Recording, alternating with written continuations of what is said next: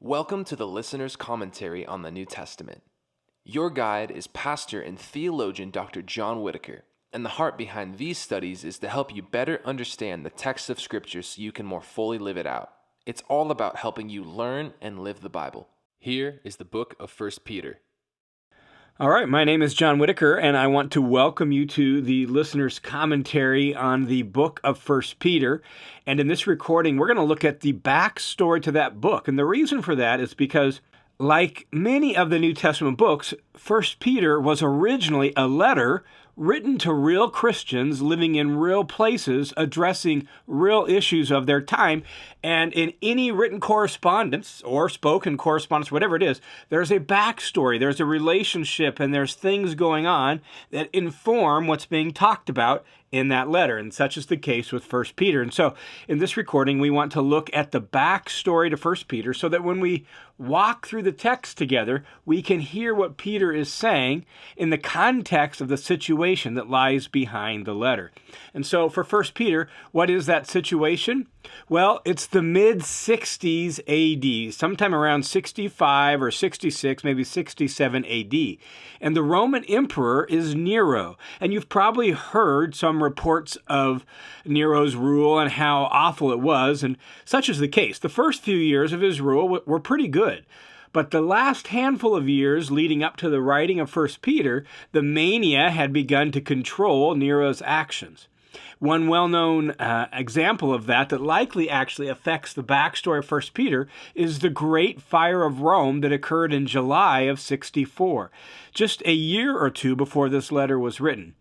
And that fire destroyed much of the city of Rome, and there was actually some widespread speculation that Nero himself started the fire. He didn't particularly like some of the architecture and buildings in the city. He wanted to redesign some of that. He couldn't get the Senate on board with that. So burn down the city, and then you can rebuild it how you want.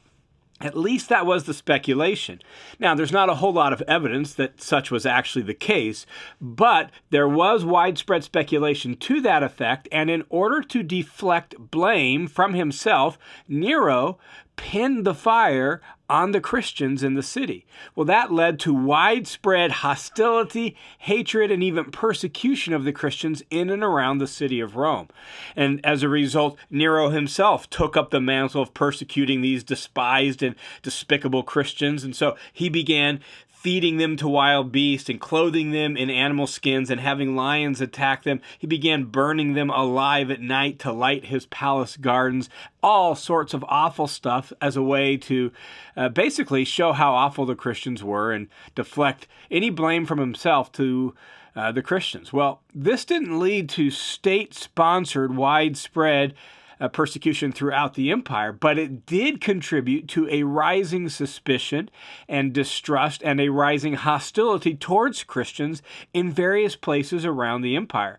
And one place where such increased suspicion and hostility appeared was the region of Asia Minor, a region with deep, deep loyalties to Rome, a region where even temples and worship to the emperor were well known. And it's to the Christians in Asia Minor that the letter of 1 Peter is sent. This letter is addressed to the Christians in Pontus, Galatia, Cappadocia, Asia, and Bithynia. And these are all Roman provinces in the larger region of Asia Minor, and Asia Minor is what is now modern-day Turkey. And from reading the letter, it's clear that the Christians in these regions are experiencing varying degrees of discrimination, marginalization, and social hardship because of their faith in Jesus. We don't know for sure how long there's been churches in these areas, but what's clear is these Christians are enduring a tough slog at this point in time. They're being ridiculed, they're being slandered, they're being treated with hostility. Peter even describes what they're going through as a fiery ordeal. And so it is a tough time and a tough place to be a believer and a follower of Jesus. Now, to restate, it's not state-sponsored, empire-wide persecution, but growing dislike, growing suspicion that led to all sorts of social mistreatment. They're struggling. They're being marginalized, ostracized, insulted, threatened. Perhaps they've lost their job, or they're not able to get a job because of their faith in Jesus. Perhaps they have their own business, and now their business is been kicked out of the social guild that it was a part of, and so they're being ostracized from their business colleagues, and now business is suffering, and they're having a hard time making ends meet. Perhaps some people in the market won't sell food to them or goods to them or charge them higher prices. Maybe they wake up and they find the walls of their home graffitied with demeaning anti-Christian slurs.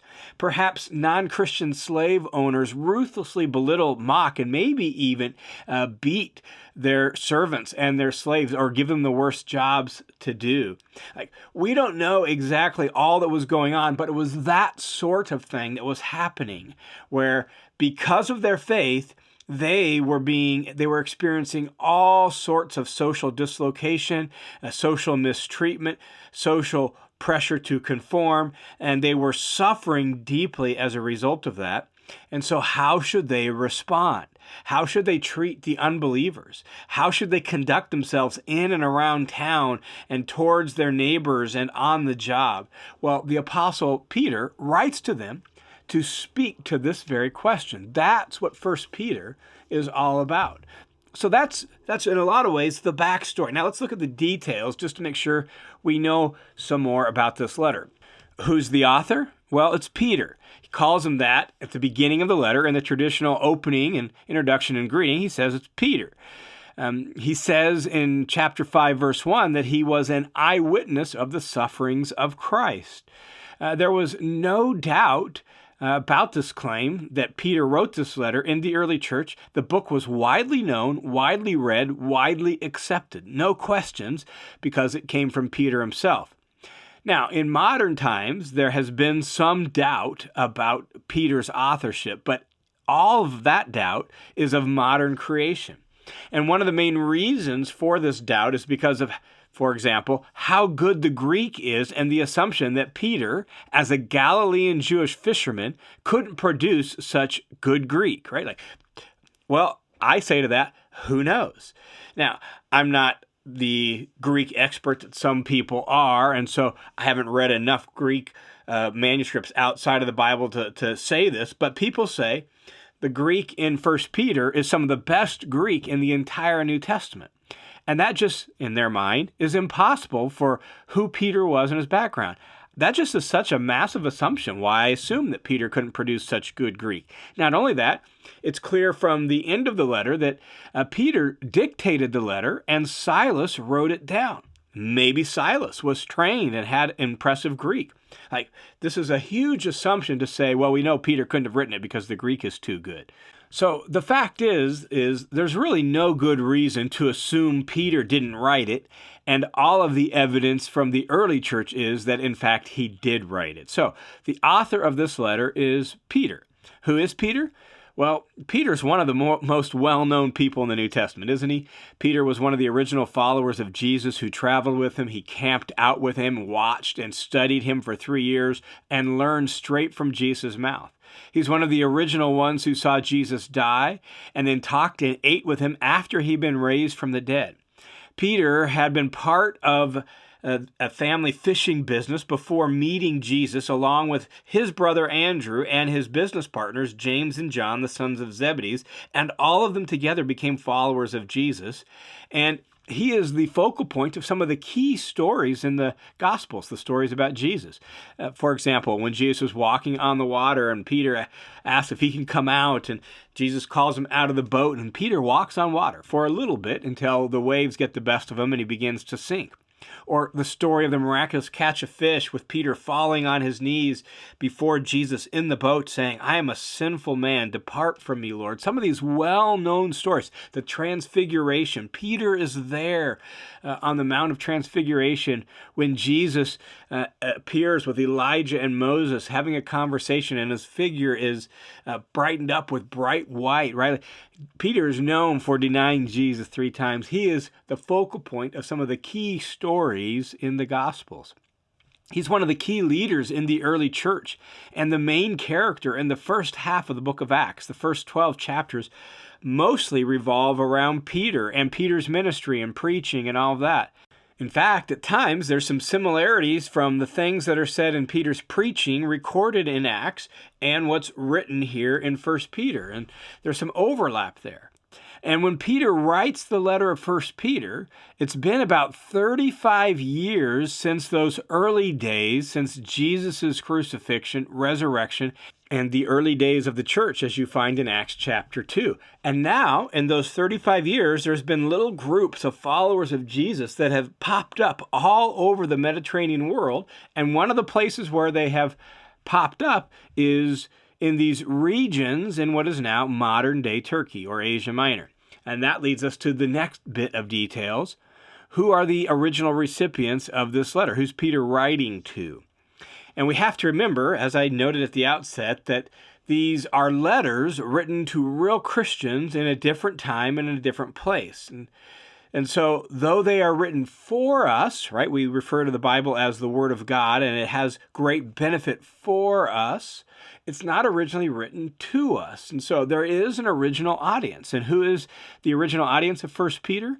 Well, 1 Peter is addressed to the Christians spread about throughout Pontus, Galatia, Cappadocia, Asia, and Bithynia. Get out a map, if you will, and look up those regions, and it covers a good chunk of what is now modern-day Turkey. And what's interesting about that is we have no record of Peter's connection with the churches in this area, so we don't know the nature of the relationship between Peter and these churches. Not only that, another interesting fact is, of all the New Testament letters, there is no other letter that is addressed to such a broad region as 1 Peter is. And so it is addressed to a huge region of Christians, and it speaks to some sort of relationship between Peter and the churches in these areas. We just don't know when they got connected and what that relationship is. So this letter is addressed to a handful of churches scattered throughout modern-day Turkey. When is it written? Well, it's written, as I noted, probably around 65, 66, maybe as late as 67. And Peter is most likely writing from Rome, which he refers to by kind of the code word Babylon in 1 Peter 5:13. That was sort of a Jewish code word post the exile, right, for any kind of empire that was anti the people of God. And so Peter seems to be writing from Rome, and Peter was in Rome in the mid-60s and was actually killed there for his faith in Jesus around 67 or 68. And this letter is written sometime during that period when Peter is in Rome before his death. And what was the purpose? What was the goal of writing to these Christians? Well, these Christians, as we noted, were suffering through all sorts of harassment, opposition, and mistreatment because of their faith in Jesus. Becoming a follower of Jesus made you a religious, cultural, and social misfit. Religions governed the annual calendar of the cities, all the pagan religions, and then the Jews had their own sort of ritual calendar, and if you were a part of the early church, you didn't really fit with the pagans and you didn't quite totally fit with the Jews. You were a complete misfit. Not only that, businesses had patron gods and patron goddesses with feasts and rituals held in their honor. And if you were now a follower of Jesus, you couldn't participate in those feasts and those rituals in good conscience, particularly if you had to offer incense or some offering to it. And so what would you do, and how was that going to affect your business? Then, loyalty to the emperor and the empire was proclaimed through temples and worship and feasts in the emperor's honor. And oftentimes, there would be one or two of those feasts throughout a year, and you were responsible to participate with, again, incense and a pledge of loyalty, saying things like, Kaiser Kyrios, Caesar is Lord. Well, if you're a Christian, you can't say that. Why? Because Jesus Kyrios, Jesus is Lord, right? And so now you're viewed as almost a threat to social stability and to imperial peace and to maybe treason to the empire as well. So virtually all of life was connected in some way to a god or to a goddess, to the emperor who was treated as a god. And now, as a follower of Jesus, you couldn't and wouldn't participate. How could you conduct business? What about participating in the trade guild? And the trade guild wasn't just a business thing, it was a social thing. It was almost like your life insurance, and they'd pay for certain fees, and in lieu of your death, they would take care of your family. What about the theater? Could you go participate in the theater if there was going to be an offering that was done in honor of a god or goddess before the show, right? And your conversion not only brought you into that situation, it brought you new ethical standards. Now that you've come to faith in Jesus, your ethics are different. And your ethics were viewed as weird by your former colleagues and friends. Like your sexual purity and your sexual faithfulness to your spouse was looked on as odd or weird. Your unwillingness to participate in the parties you used to socialize at, or some of these sorts of things. You were just a complete social misfit. How should God's people in Christ live and act and interact in such a situation? How should they view themselves? How should they handle the harassment and even some of the difficulty, hardship, and suffering that comes about as a result? How should they interact with their neighbors and their colleagues in business, maybe even some of those who are treating them badly and speaking ill of them? How should you live in such a way when you're viewed with just with suspicion, maybe with hostility, or maybe just looked at as just odd and weird, and your ideas are weird, and like those are dangerous, weird, crazy ideas? How should you interact with the people who treat you this way? How should you live in town and conduct yourself in town in view of a situation? Well, that's the purpose of 1 Peter. And at the outset, let me just highlight a couple of words that are central to Peter's message in this letter. One of the words in Greek is anastrophe. It's a word that's hard to capture the full sense of it in English, and it's often just translated as behavior. But behavior for us oftentimes just refers to specific actions.